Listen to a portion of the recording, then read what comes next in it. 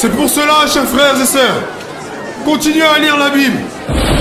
À travers ces écrits, vous arriverez à décerner les actes de ceux qui sont venus vous apporter ce livre et les écrits ou principes moraux contenus dans ce livre. Il faut qu'un voleur soit saisi avec l'objet qu'il a volé.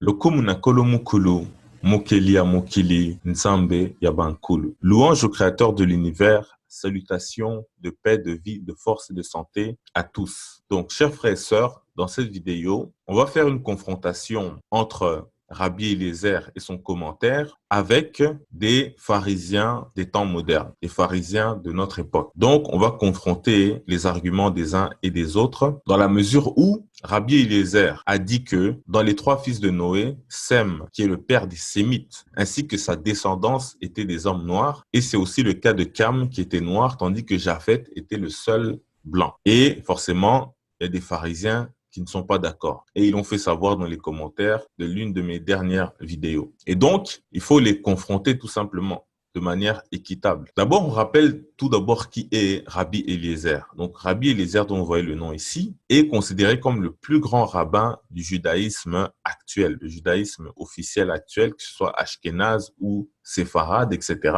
Il est considéré comme le plus grand rabbin. C'est le premier à avoir fait les commentaires de la Torah, donc de l'Ancien Testament, et il aurait vécu il y a environ 2000 ans. Et donc, lui, il dit que Sem était noir. Et donc, on va aller dans les commentaires de la vidéo que j'ai faite à propos de Japhet, et on va regarder un peu qu'est-ce que nous disent certains pharisiens dans les commentaires. Donc, le premier pharisien s'appelle Sirach 1818.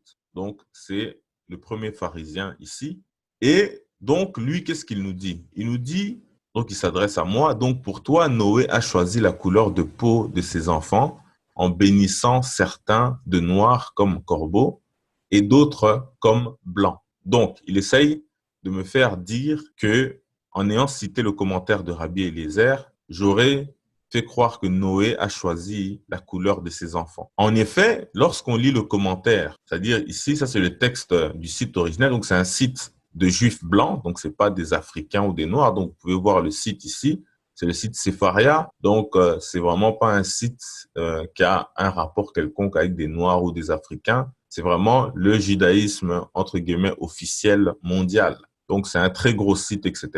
Bref, donc ils ont reproduit le texte de Rabbi Eliezer et ils ont fait une traduction, mais ils ont ajouté certains éléments qu'on va un peu regarder rapidement. Le texte, il est originellement en anglais, donc voici ce qu'on nous dit. À chaque fois, il y a making them en anglais ici, c'est-à-dire leur rendant. C'est-à-dire que ça donne l'impression que c'est Noé qui les a rendus dark, donc sombre et beau pour Sem, ça c'est Sem. Et puis, tu as la même chose pour Cam, donc dark comme le corbeau, et tu as la même chose. Or, ce que je fais remarquer à ce pharisien, c'est que les rendants est écrit entre parenthèses, donc c'est un ajout. Donc, je lui fais comprendre que ça a été ajouté par les gens de ce site ou par des traducteurs, mais ce n'est pas Rabbi Eliezer qui le dit. Donc, je lui ai déjà donné la réponse. Mais il revient encore, il profite dès que j'ai le dos tourné.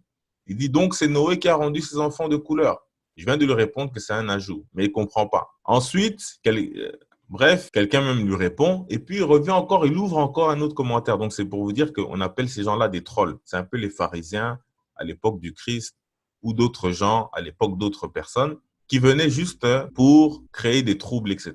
Donc, il est encore là. Noé a rendu ses enfants de couleur, etc., etc. Donc, il essaie de polluer, en fait, le commentaire. Peut-être ce Sirach 1818 serait celui qu'on appelle le scruteur. J'en sais rien, mais c'est des gens qui font plein de comptes et puis qui viennent commenter, etc. Donc, nous, on n'a pas de temps à perdre avec eux plus que ça.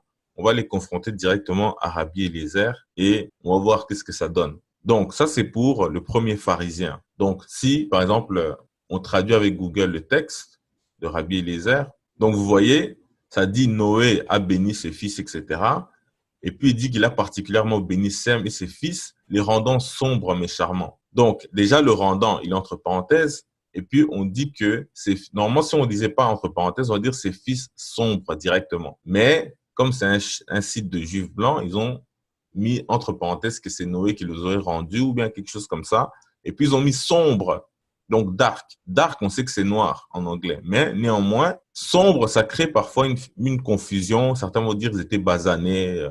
Ils vont dire que les Maghrébins aujourd'hui sont sombres par rapport peut-être aux Blancs suédois, je ne sais pas. Donc, ils veulent créer une confusion. Mais vous allez voir que ça marche pas, ça se retourne contre eux. Et donc, c'est l'occasion de parler maintenant du deuxième pharisien. Lui, c'est un habitué. Donc, lui, c'est vraiment sa spécialité. Il passe son temps à faire ça dans les commentaires sur notre chaîne. On pourrait le bloquer, mais pour l'instant, on les laisse s'exprimer, raconter n'importe quoi, parce qu'on voit qu'ils n'ont pas d'arguments. S'ils avaient des arguments sérieux, ils les amèneraient. Mais bref. Donc, lui, il dit ceci. Donc, il s'appelle Aslamtu Baïna. Donc, il prétend qu'il est musulman, mais d'origine juive ou israélite, soi-disant. Donc, encore un deuxième pharisien troll. Lui, il dit, Shalom, exact, cela refute la vidéo. Donc, quelque chose aurait soi-disant refuté ma vidéo.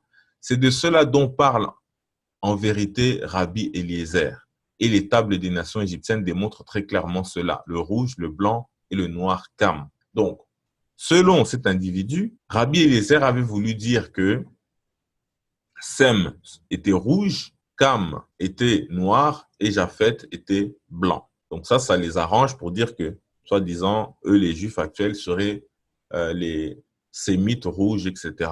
Donc, il veut faire croire que Rabbi Eliezer avait voulu dire rouge en disant sombre. En fait, Rabbi Eliezer n'a jamais dit sombre. Voilà comment ils se sont fait avoir. Donc, ici, on revient dans la traduction.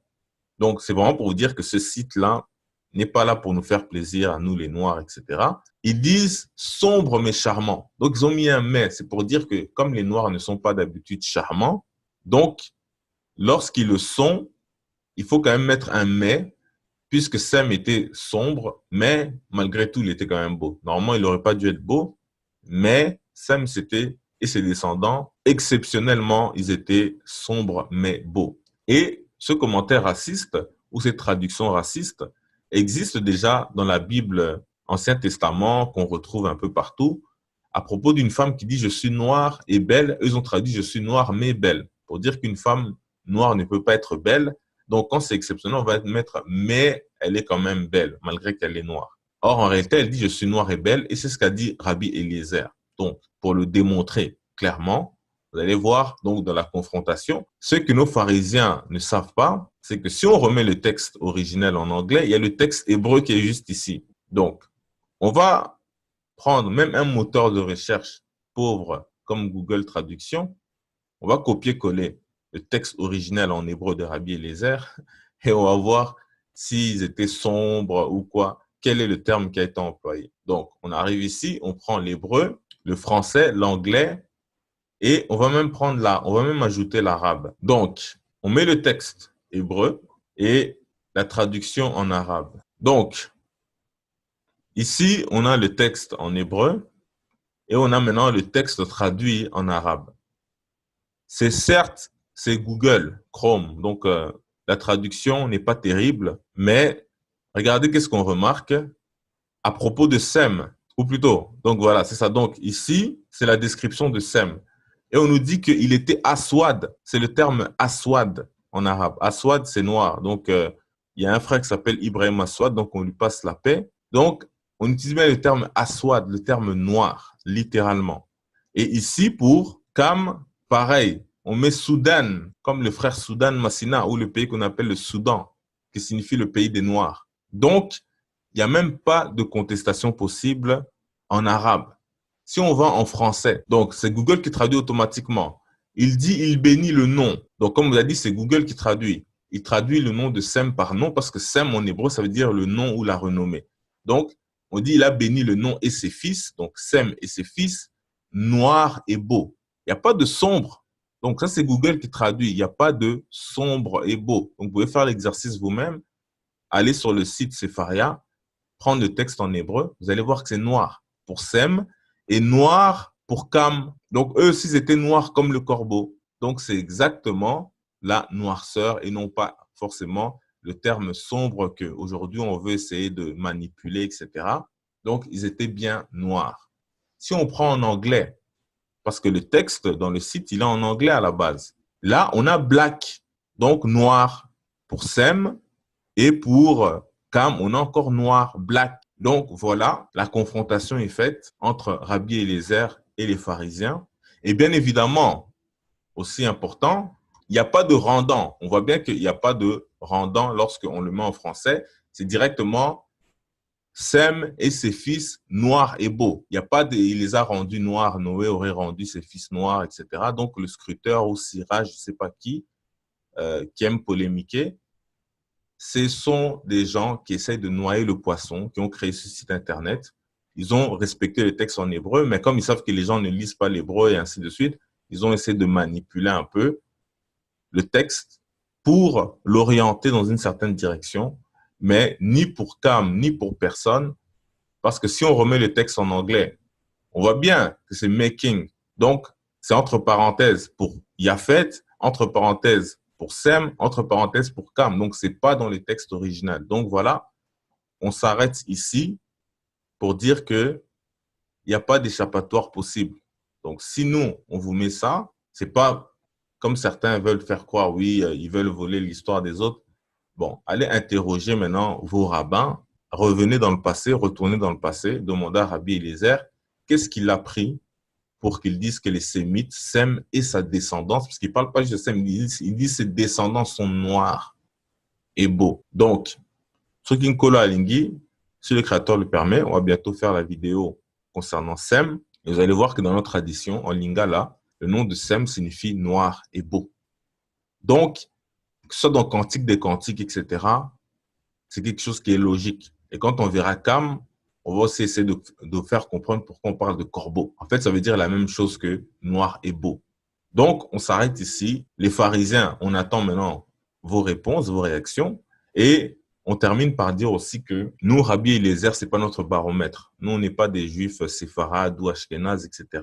Mais que ce soit Tacite, Théodore de Sicile, Strabon, tous ces gens qui ont dit que les juifs originels sont noirs, qui ont vécu à 2000 ans dans l'Antiquité, et donc pas à notre époque aujourd'hui pour venir faire des commentaires, eh bien, tous ces gens, c'est simplement parce que ça corrobore ce que dit la Bible elle-même. Donc, lorsque tu prends la Bible et que maintenant tu vas corroborer ça avec d'autres textes, c'est pas dire que tu mets ces textes-là au même titre que la Bible ou que la tradition, parce que c'est la tradition, c'est avec la tradition que nous on vous montre que Yafet était blanc, Sem était noir, Cam était noir, et ainsi de suite. Donc, c'est clair et net. Donc, simplement, Rabbi Eliezer, c'est un rabbin qui a vécu à l'époque où ceux qu'on appelle les juifs ashkénazes, qui sont majoritaires aujourd'hui, n'étaient même pas encore convertis au judaïsme. Donc, du coup, on voit des contradictions entre ce que disent les gens comme Rabbi Eliezer, qui disent que les noirs sont beaux, etc., lorsqu'ils parlent de Séphora, tandis que Rashi, 1000 ans plus tard, il vient dire que les noirs sont laids. Donc, allez-y comprendre quelque chose. Donc, ce n'est pas parce qu'un rabbin a dit quelque chose de vrai ou que Dieu a dit quelque chose de vrai qu'on va dire que c'est faux. Donc, s'ils disent quelque chose de vrai, qui corrobore la tradition, la Bible, etc., donc à ce moment-là, on va le mentionner pour montrer que tout forme quelque chose de cohérent.